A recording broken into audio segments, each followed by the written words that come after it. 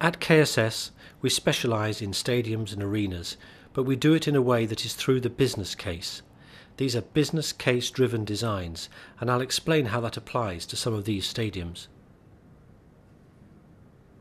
This is our stadium in Le Havre, France, designed in partnership with French practice SCO.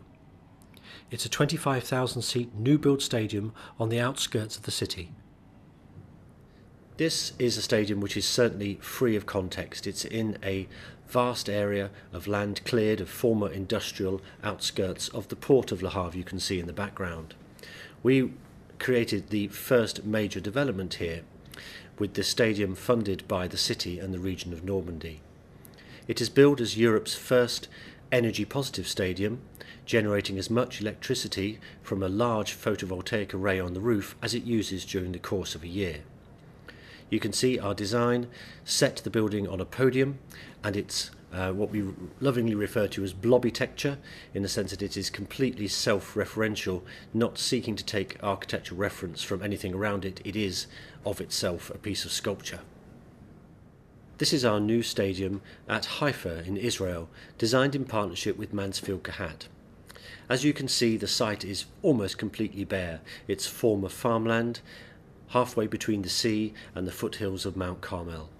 The brief was to create a sculptural object sitting on a plinth, and we very early took the decision to clad it in gold aluminium shingles to give it that shimmering ethereal quality. Here it is, slightly closer up, and you can see the bi-curvature that we achieved with that particular cladding form. And as you can see, it's also sponsored by Sami Offer, one of the principal stakeholders. Inside the bowl, the brief was to keep this as classic English, tight spectator fan experience to the best we could possibly achieve. It's acoustically self-reinforcing, and the 30,000 seats mean that everyone has a fantastic view and feels close to the action. This is a close-up of the cladding, which is gold-coloured aluminium shingles, which is extremely cost-effective but flexible material for the bi-curvature that we were seeking to get the wrap form in one continuous skin. It's very forgiving of temperature swings and the high solar radiation that we're going to have throughout much of the year in this location. By contrast to those previous two stadiums, this is Fulham Football Club, with 120 years of heritage in the same spot on the banks of the River Thames. This is a site that couldn't be more constrained and more informed by its local architecture. Fulham Football Club is facing a situation where it needs to grow. It needs to grow its hospitality, and it needs to grow its basic seat count. UEFA Fair Play is driving the need for basic turnover from revenue. And to maintain competitiveness in the Premier League, football clubs are seeking additional capacity for its own sake and additional capacity for high value tickets. But Fulham has the problem of its history as well as its benefits.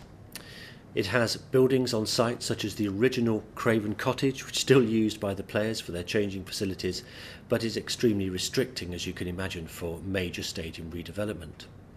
The East Stand is listed and virtually untouchable. So what the club were faced with was an ambitious extension to the Riverside West Stand. This section shows what we're going to do to ensure that the club has business continuity throughout the development, whilst also creating a hospitality offer which currently doesn't exist in this quality or scale. On the right hand side of the image you can see the existing stand. That will be retained throughout the build.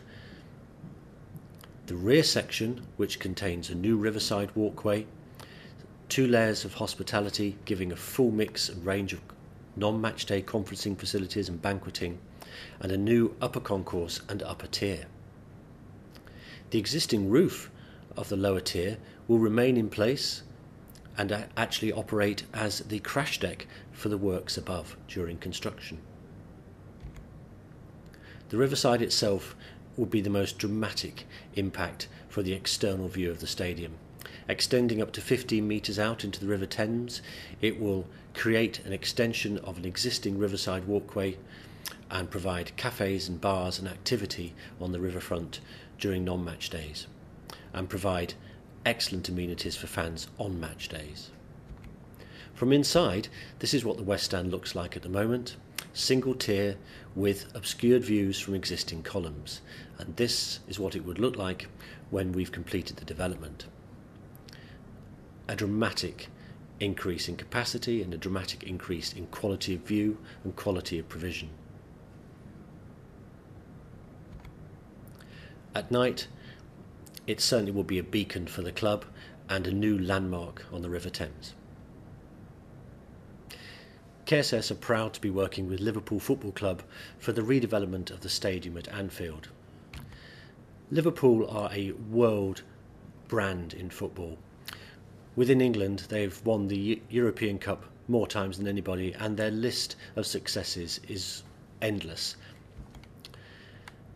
But probably what Liverpool are most famous for are the fans.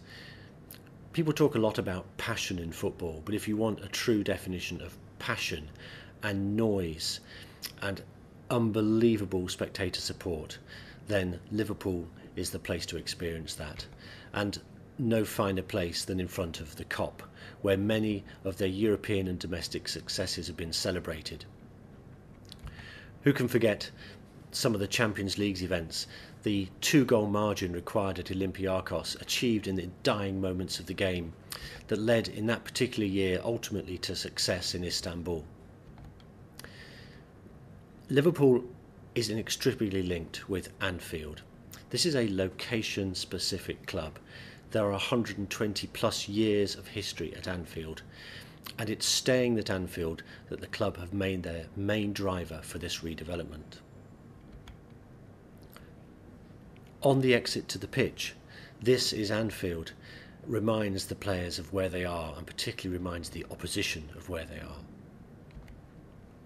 The context of this existing stadium is a classic 100-year plus English football stadium, hemmed in by the core, deep ranks of terraced houses of the original heartland of support. You can see the Mersey in the background there, and the port, and the stadium which represented all of the workers and the city. Put it in the context of the immediate environs, and you can see that it is next to Stanley Park, and strangely for a city of this size, only about a mile away from Everton on the other side of Stanley Park there, on the left of the image.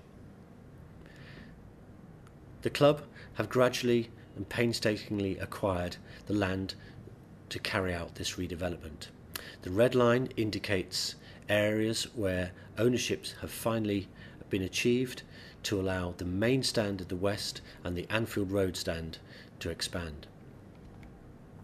This, of course, is part of a much wider initiative. There is a major redevelopment programme which includes infrastructure upgrades, landscape links, job creation, housing, restoration of Stanley Park, and creation of new businesses. And the club sits right in the heart of that programme. Heritage and history is ingrained in Anfield, and you think about it, it would be unthinkable to leave this site where there are so many memories. Bob Paisley, to the statue of Bill Shankly, and of course to the memorial to the 96. A sense of history is very prevalent at the club, and if you look at the statue of Bill Shankly there, you can appreciate that Brendan Rodgers is well aware of the lineage that he is carrying on. Looking back over the years from 1894 to the present day, the club has benefited from having a very traditional stadium with 4 individual stands. This has allowed them, over successive generations, to replace and upgrade and renew each stand in turn without having to consider the entire bowl as you get in a modern full wrap stadium. It also means that the stands have created and developed their own individual names and personalities and loyalties, and the club intend to stay with that principle and that sense of history. The brief was to grow the stadium to close to 60,000 seats, and we are doing that with an expansion increase from 45,000 to 58,500. The main stand is the principal part of this strategy, growing from 12,000 to 20,500, and the Anfield Road stand growing by a further 5,000.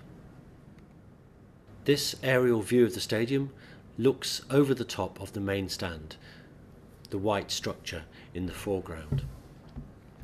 And this is the scale of redevelopment envisaged by the club and the current planning permission just received.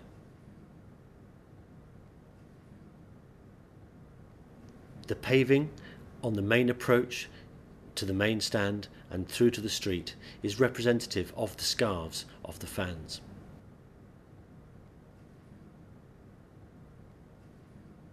This montage shows the existing main stand and its dramatic reinvention to a new stand which is much more about the club, its brand, its history. This is the existing view from the inside, a single rake with columns giving obscured views, and how it will be after transformation into a 20,500 seat, 3-tier stand with significant hospitality growth. Business continuity is key to these developments, and we intend to maintain the capacity of the main stand throughout the works. We will isolate to the rear a section for safe access and segregation from the construction compound. We will then build the entirety of the new stand behind the old one while it is still occupied during the playing season. The existing roof will not only protect the spectators from the elements but act as a safety crash check during construction works. The two will then be blended together and the old roof removed and the entire stand be column free. You can see from this section the considerable extent of hospitality that is being introduced and the considerable capacity increase. Hospitality is doubling within the stand, and that's a key part of the business strategy. Within the Premier League, to maintain competitiveness, UEFA financial fair play drives ultimately matchday revenue and revenue from all other sources. And so the hospitality is not only a critical growth for matchday ticket price pointing, but also, of course, for hospitality, conferencing and banqueting on non-match days. The stand will certainly transform the image of Anfield and transform the business case for the club. At night, it will be a true beacon for the club and be seen for miles around and be the pride of the city. When completed, the 20,500 seat main stand will be the largest capacity for an all-seater single stand in Europe's top divisions. And like their friends at Dortmund with the yellow wall, this will certainly deliver the red wall.